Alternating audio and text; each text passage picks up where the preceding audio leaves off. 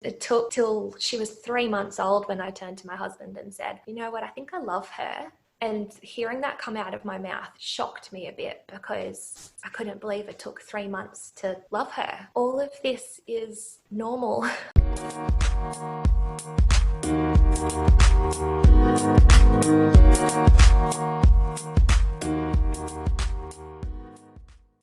Hello and welcome to this week's episode of the Motherhood Made Magic podcast. Today I'm speaking with Claire Ward. So Claire is the mother of 2 young girls, an infant massage instructor and founder of the Nurture Centre. She is passionate about connecting mothers with evidence-based, family-centred support services to create empowered and thriving motherhood experiences. As a baby massage instructor, Claire creates tailored programs for mothers and babies to build stronger parent-child bonds through hands-on skill development and education. Welcome, Claire. Hi, thanks for having me. Oh, it's so good to have you here. So I'd love for you maybe to start back at the start, how you came to enter motherhood. What was that early experience like for you? My eldest daughter, Audrey, she was born in 2015, so everything kind of started around then. I had the word textbook kept getting thrown around, like it was a textbook pregnancy and it was a textbook birth, and there were all these things that everyone was kind of telling me was, I guess, average or perfect. Like it was all how it should be, but it never really felt that way to me. Yet that was the messaging I was getting. So I think it kind of started with that. When I look back, hindsight is great. When I look back, it kind of started with all of that messaging. And then once she was born, she was a spewy baby. She just, every feed, in between every feed, she could projectile from the bassinet and hit the wall, and it would run down the wall. And I remember very clearly being in Big W with her lying in the pram and it ending up all over the floor. So for a baby to spew and hit the floor, like, that's pretty decent. That's talent. Yeah, I know. It was clever, but it was a lot. I had to pack spare outfits for myself. The amount of times I have bathed her in like the sink at the shops, it's happened too many times to count. Like it was, and being my first baby kind of just went along with it, of everyone's still telling you it's textbook, it's normal, she's growing, you're doing all the things you're meant to be doing. I just went with it until I definitely knew, like had that feeling that there was something that wasn't right. She wasn't feeding real well. Like her weight had plateaued. She wasn't feeding great. She was on and off and would scream in a way that was just, you know, how as a mum, you just know that's not a normal cry. That's a pain cry.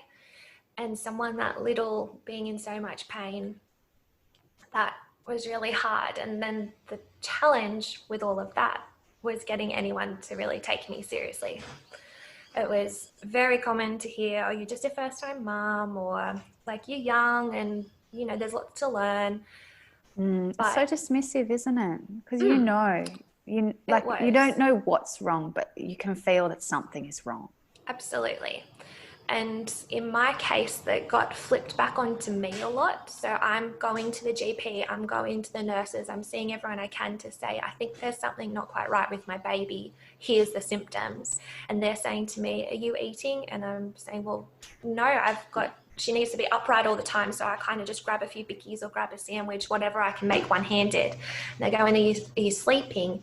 I'm like, well, no, she's like snack feeding. It seems to be the only way she was comfortable was to have a little 40-second feed and then wait 20 minutes and have another 40-second feed and wait 20 minutes. So I wasn't sleeping much. But I think that was kind of a red flag for everybody in terms of postpartum depression. And so a lot of the times it kept getting flipped back on me of, let's treat you, which I have to say, I've talked to so many mums and their experience has been the opposite, where they have gone seeking help for their mental health and been dismissed.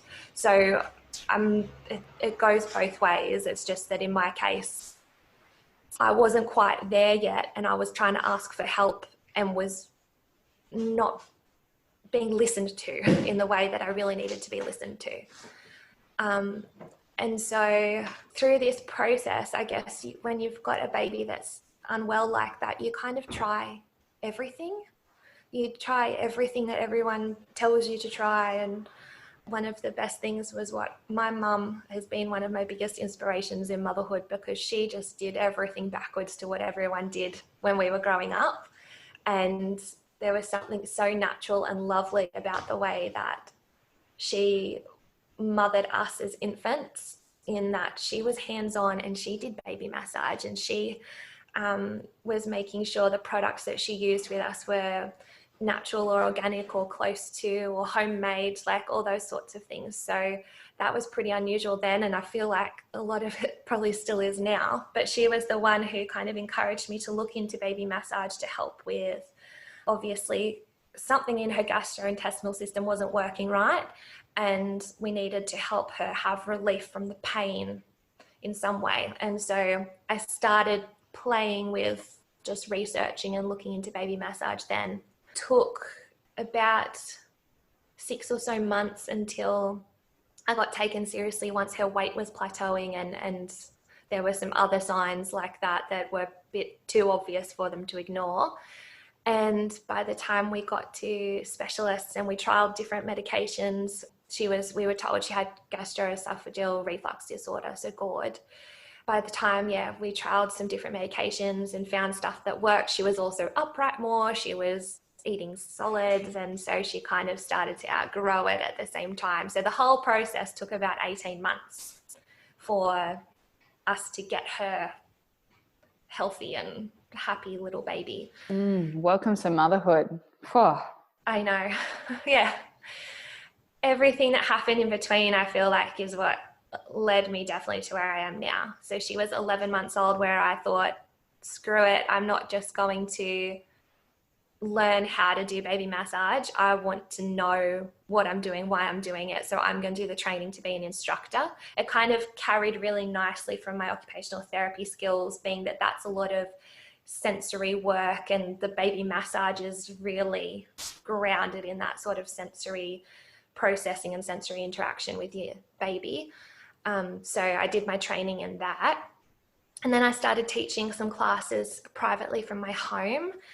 And the same conversations were coming up with mums over and over again about just the gaps that exist in this period, that I kind of think of this postpartum being like 2 years, but pregnancy and postpartum and this early parenting stage, there are just so many gaps. We get sent out of our 6-week checkup like you're meant to be able to go out into the world, and beyond your GP or the pharmacist, there's not really many options that the general population know about that exist in that postpartum field. Yeah. Turns out there's a lot.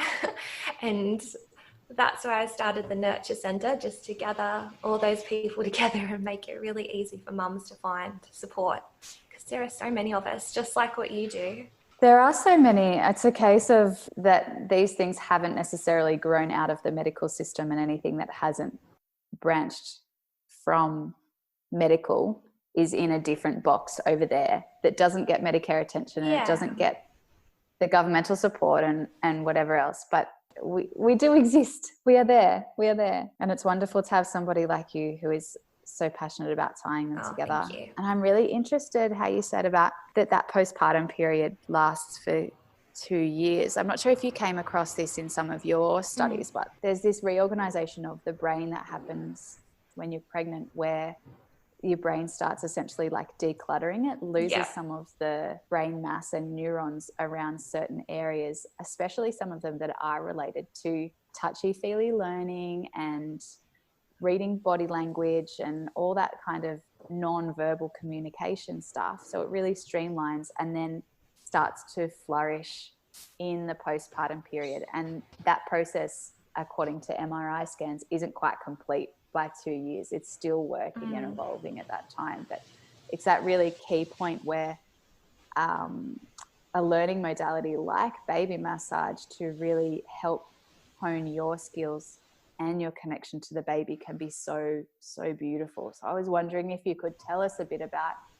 how baby massage benefited your baby. Sure. Like, what is it that we could gain in our experience from massaging someone else rather than going to get massages ourselves? Well, there is a lot of literature around baby massage, like a surprising amount for something that is, I don't know, not really recognized in our culture. It's such a traditional practice in so many places in the world. It is also something that when we look at animals, like a lot of mammals, that physical touch, that massage is used immediately after birth. Like think about a cow, when a cow gives birth and then they lick the baby.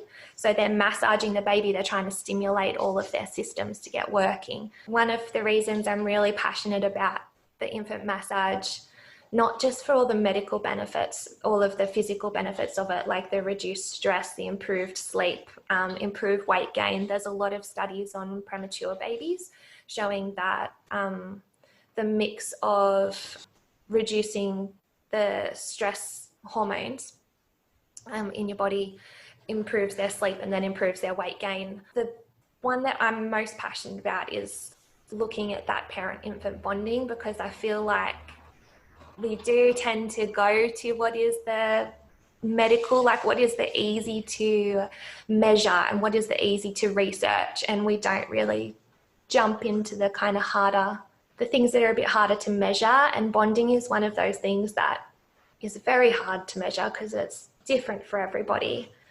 But I think just through experience and what I've seen with lots of mums is it can make all the difference between having a thriving motherhood and a thriving baby and really kind of struggling through those first few years. And I guess this goes back to my story a bit too. So with Audrey being just this little spewy baby, and I had a long labour with her. It was a few days, and so I was exhausted by the time she, like, my first words as a mum were, "It's nice to meet you, little person." Like, it wasn't, "I'm so in love with you" or anything. It was, "I am exhausted and you're a brand new person and I'm going to get to know you." And I really struggled with that feeling of I didn't have that automatic bond with my baby. I didn't have that at birth. I didn't, for the first few months, I was so overwhelmed with what this motherhood thing was and having a baby that wasn't doing the things it was meant to be doing. And it took till she was 3 months old when I turned to my husband and said, "You know what, I think I love her." And hearing that come out of my mouth just shocked me a bit, because I couldn't believe it took 3 months to love her. All of this is just so normal, I guess. No matter what your experience is, it's all normal. And I know that's a lot of what your book is about too. The bonding part of motherhood is told to us that it is natural and happens automatically. But when we look at anything that we're told is natural and happens automatically, like breastfeeding is another good example, these things take really hard work to actually get them to a place where it is a good, mutually beneficial relationship between us and our baby. There is a fair bit of research, particularly around postpartum depression and the way that infant massage can assist with the parent-infant bond. But I really challenge a lot of this literature out there, because when it's saying that baby massage is beneficial for anyone who's had a trauma, a traumatic birth, or been in the NICU, or experiences a perinatal mood disorder, I feel like almost all of us fall into those categories these days. Like, I don't think there's anyone who hasn't had a part of their experience that's impacted their ability to bond with their baby, that they wouldn't benefit from being able to learn about what infant massage is. Does that make sense? And there's so much that you've just said in those few minutes where I almost leapt in and was like, yeah, I agree. But I just wanted to hear you keep talking, because it does speak so much to so many of our experiences. And I agree with you challenging where that literature is based from, because not only is it a case that in one way or another, almost all of us will tick some of those boxes of risk, I suppose you could call it, but also that we're looking at the literature as in like the baseline is that we don't touch our babies. So it's a benefit to go and do this. But really it's the opposite way around. I remember when I was doing my exercise physiology study and reading paper after paper where they're looking at the sedentary group or the just keep going along with your own life is the control group, and the people who are exercising are the intervention group. And it's like, well, actually it's normal for us to be moving. So the sedentary group should be the intervention group. And actually it's normal for us to be touching our babies. So the people who don't are essentially the intervention group. But yeah, historically there is a point through the 18 and 19, particularly through the 1900s, middle of the 20th century kind of time, where Western women were told not to touch their babies. Like there were schools in England where you are only allowed to be in physical contact with your baby for 10 minutes a day.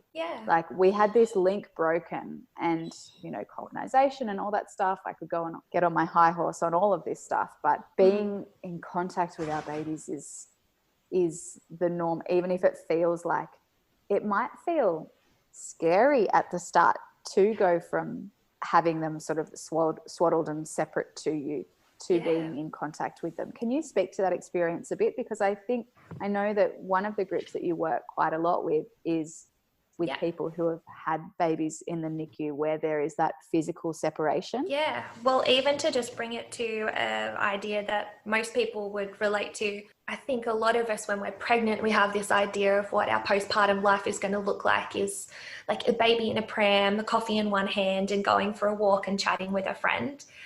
And so from the very start, we kind of have these ideas or this messaging. We see these photos everywhere that is what it looks like to care for your baby. And so then it feels, I can't tell you how many times I've rocked a baby in a pram, like pushed them in the pram while they're screaming, trying to get them to sleep, thinking I was doing the right thing, when they probably just wanted to be held. And I wasn't giving myself permission to do that because I was trying to do what looked like what everyone else was doing. Being able to hold them and touch them is scary, or we don't really know what we're doing. I think that's where the infant massage comes in as this really amazing tool to learn, because it just gives people confidence in how they're interacting with their baby. With my background in OT, I approach it from a real sensory point of view, which I think is where it comes in handy working with people coming out of the NICU, because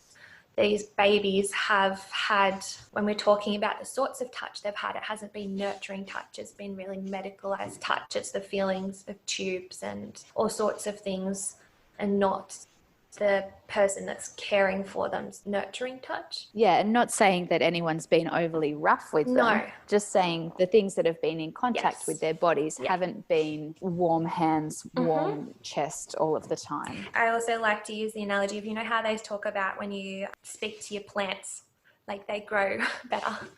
And when you put love into growing a plant, that there's actual documented evidence of the difference that has. And so imagine what it means when we put love and care and nurturing into the interactions that we have with our babies, the impact that that's having on their development and on their like emotional regulation and all of that sort of stuff as well. And I think really getting in tune with their bodies and what those bodies feel like to us and feel like to them, and what they can do and whatever. Sure. I remember I read a few studies where there is this ongoing perception through childhood from parents whose children have been in the NICU that they are more fragile and less fit or more vulnerable in things like contact sports, or they're not as fast runners and things like that compared to their peers or other children the same size and age as them.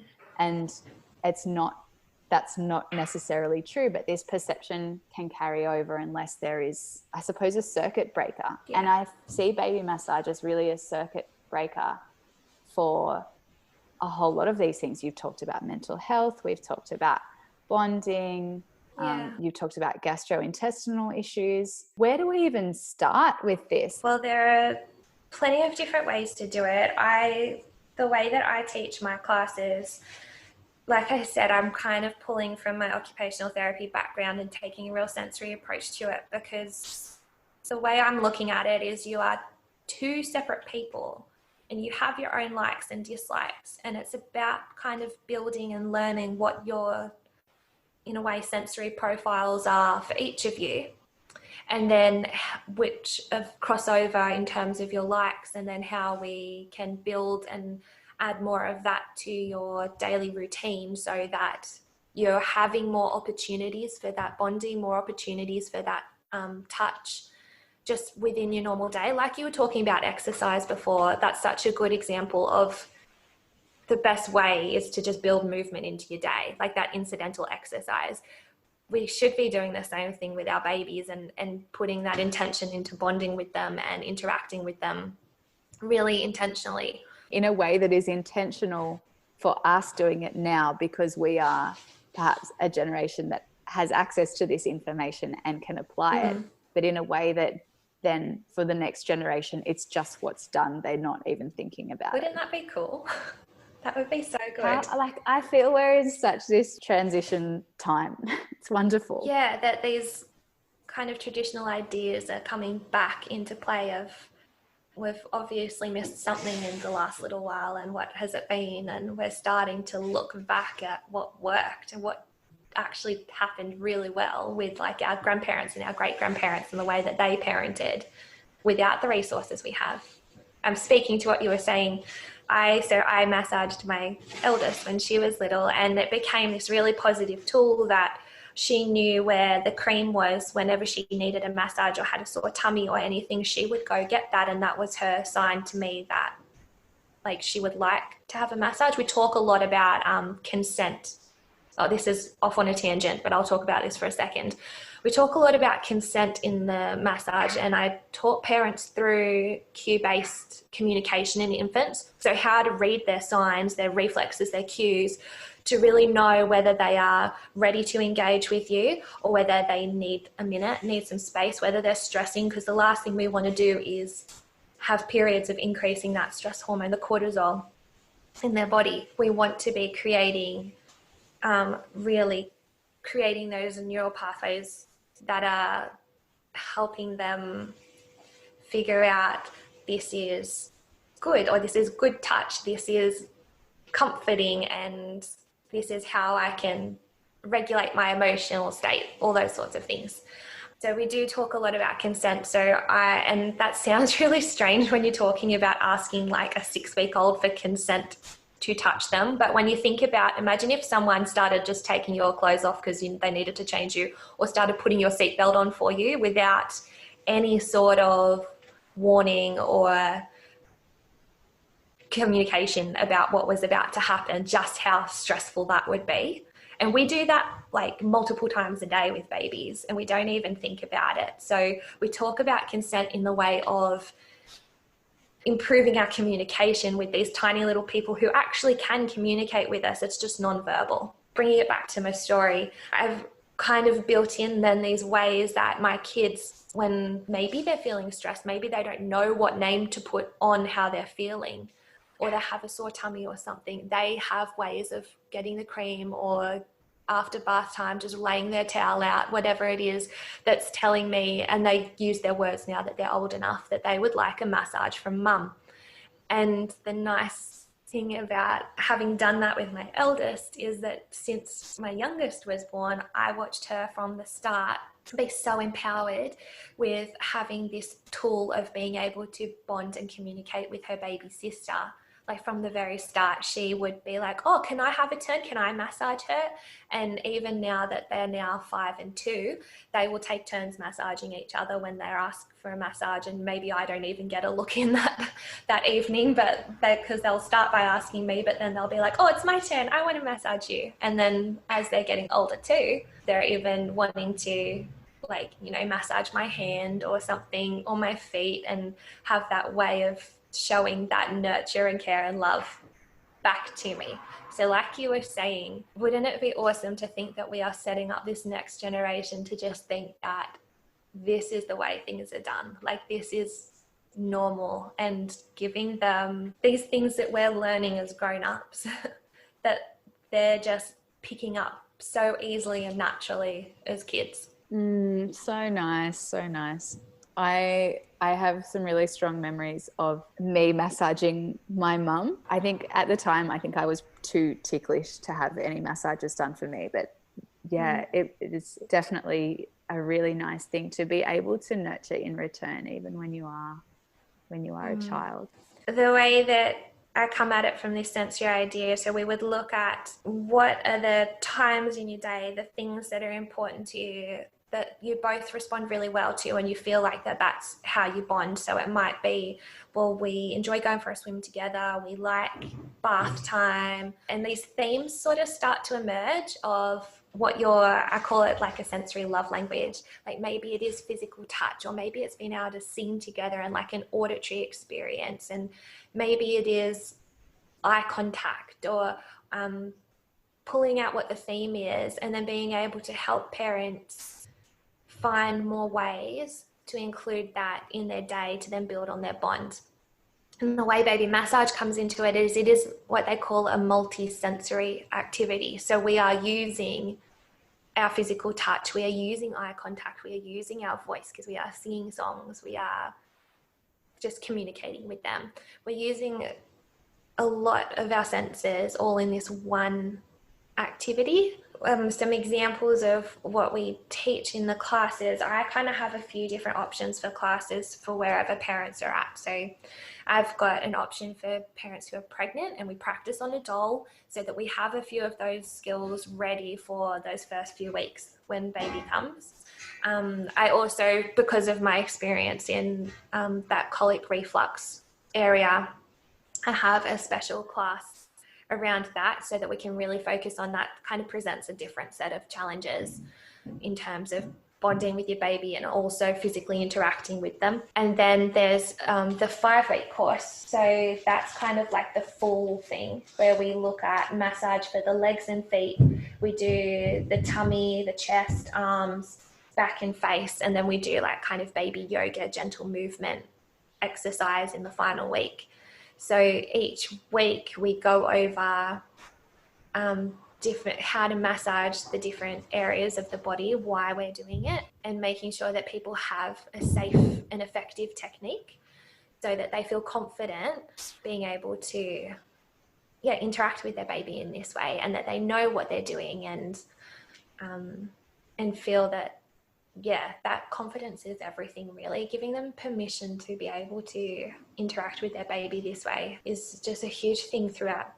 The huge theme in all of motherhood is just having permission to do stuff that feels like what naturally you'd want to do, but you're not sure that you're allowed to or that you should. Yeah, you said motherhood just then, but I know that it's not just mothers as well. So you do have some options for other carers and non-birth parents and dads as well, don't you? Can you talk us through what you might do in that setting? Sure. So COVID was actually a really nice time to be able to include some dads in online classes. We were doing them by Zoom.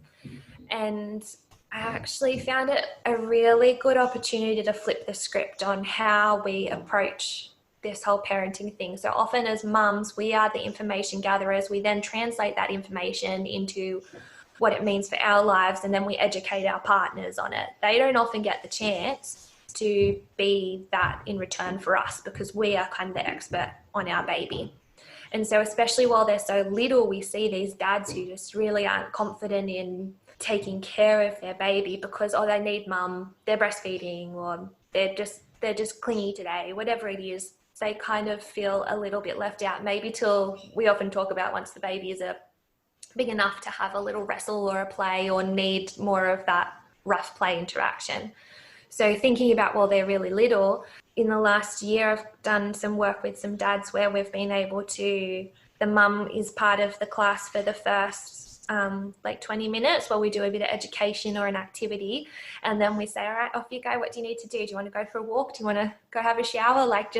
You've got 20 minutes to yourself now, and kick them out and teach the dad the massage class so that he then throughout the week can teach his partner what he has learnt and what it means for their baby. And we flip that role reversal, and just the feedback I've gotten on that within a few weeks is like, oh my goodness, he was like, I'm ducking out to Bunnings and I'll take the baby with me. And they've never done that before. He's never been confident enough to go out solo with the little baby or anything. And just seeing, what it can do for your relationship as well is pretty cool. Being able to have both parents involved in a class like this. So good, Claire. Thank you for the work that you do. So I know that you have your base at Cardiff in Newcastle at the Nurture Centre. How can we find you there and online as well? Sure. The best ways to find me would be my baby massage Instagram page, which is Baby Massage Oz, AUS, and the Nurture Centre, which is at the Nurture Centre on Instagram and Facebook. Fantastic. Thank you so much for being here today and for doing the work in our local community too. Thanks for having me. No worries, Claire. See ya. Bye.